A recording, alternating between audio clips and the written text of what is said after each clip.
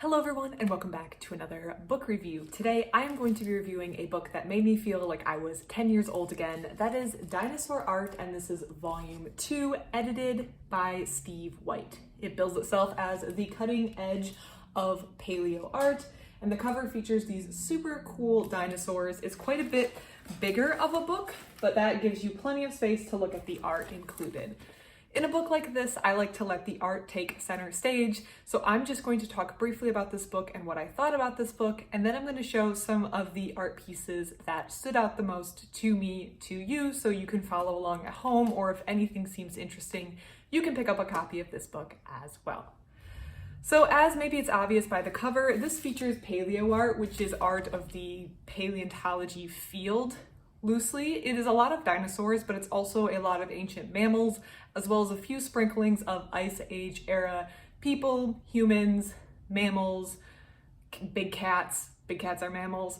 So we have a real good spread of art featured in this book. The format of this book is each artist, and there are 10 artists featured, and I will read their names off here in a second, gets a section to include their art, pictures of their art, prints of their art, models of their art, and there's an interview with the author where there's a back and forth and the interview is printed, answering questions about how they got into art, what they like doing, whether or not they've switched to a digital medium, and maybe advice for those who want to get into paleo art themselves. Interspersed throughout this book are also little inserts which explain the animals that you are seeing. So you might have an insert like this one here, where one animal gets center stage, and this is not an interview, but this is just information about the bird or the dinosaur or the ancient mammal that you are seeing on your, or in the art. So the artists that are included in this book, and I will do my best to read them, and I will also include them in the description below, are Sergey Krasovskiy, Emily Willoughby, Peter Schouten, Andrey Atuchin, Jason Brougham, Vitali Klatt, Tom Björklund, Mark Witton, Julio Lacerda, and Velizar Simeonovski. So we have 10 artists, and each of them get an interview and a chance to show out the paleo art that is interesting to them. The two that I probably found most impressive personally, or that I personally was most drawn to, I should say it like that, was Andrey Atuchin, who is a Atuchin, I should say, who is a Russian artist, and a lot of the other artists mentioned in this book referenced him as inspiration when they were growing up themselves. So he seems to have a very large influence in the field of paleo art. I was also really interested in Jason Broham's, maybe his art was very good. All the artists are very good, I should say, but I think I found his interview particularly interesting. He is a senior principal preparer at the American Museum of Natural History. So he works a lot with getting different exhibits set up within the museum, and I found his interview to be especially entertaining and interesting. So now that I have just given a brief overview of what to expect for this book, I'm going to show you some of my favorite pieces of art in this book, or just the ones that caught my attention. So we'll start with this one. And what I like best about this one is the author also includes a step-by-step showing of how he kind of recreates it. So steps on the side here. So this is step-by-step how we got to the final work. And not all pieces of art include that, as you can see over on this page. But this one I just felt very colorful and was very drawn to it. And I liked seeing the author's or the artist's process in creating this art. This is on page 28 for those following along at home. Next is on page 78 and 79.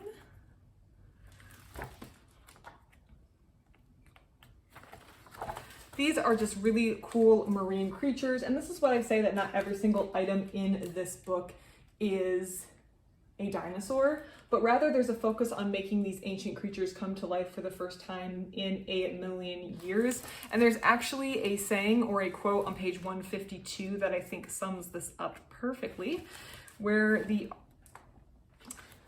artist says,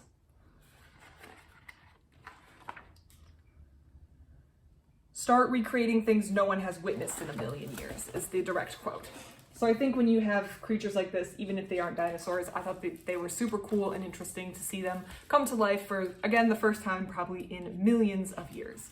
The next piece of art that was interesting to me was on page 85. Well, shouldn't quite say it like that. They're all interesting, but I loved this one. We have a feathered dinosaur hanging out in the water with his friends. I really liked this one.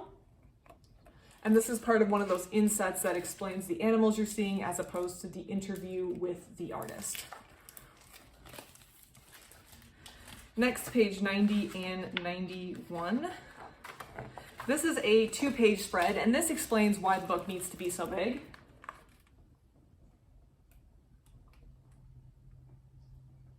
Just fantastic. I mean, I think I looked at this picture for 20 minutes, probably not 20 minutes, probably only 2 or 3 minutes, but still a number of minutes, and I really like the color. I like the scenery. I feel like I was drawn to settings that were close to water. I'm not sure why.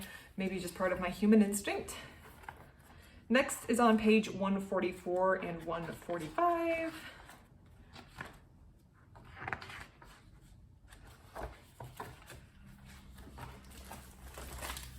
I also really like these long-necked things, sauropods, I guess you could say. And again, this is part of an inset over here. Well, this is part of the artist's interview. I liked the blue color in the water in these. And finally, the 2 more that I want to show is page 158 and 159.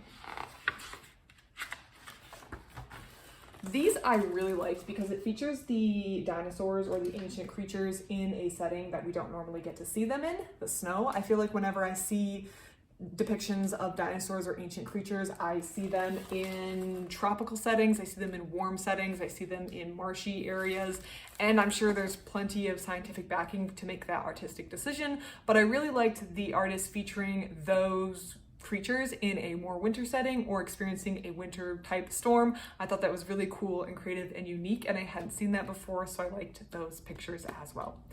So this book made me feel like I was 10 years old again, but I think the added dimension of interviewing the artist gave a level of appreciation for the adults in the room. I think definitely a kid would appreciate this book as well, but having the perspective of what the artists go through, the research they do, reconstructing these animals from the inside out, from the fossils, how they are able to determine what colors they're going to put in or what the environment looks like was very, very fascinating and interesting. If there was one technical critique to this book, I really wish that the person who had done this book also included at the bottom of the page what artist you are in. So down here it just has the words Dinosaur Art, so the title with the page number, and I think it just would have been really cool if they included down here or up at the top a reminder of which artist you're working with, because having to flip back to the beginning or the beginning of the chapter, it just felt like it could have been something that would have made the book flow a little bit more. But overall, if you have a kid in your life who likes dinosaurs, or if you want to feel like a 10-year-old kid again, I really recommend this Dinosaur Art II. Ironically, I do not believe I read Dinosaur Art I. I read something similar called Mesozoic Art, which is also Paleoart, and the review for that is also on my channel.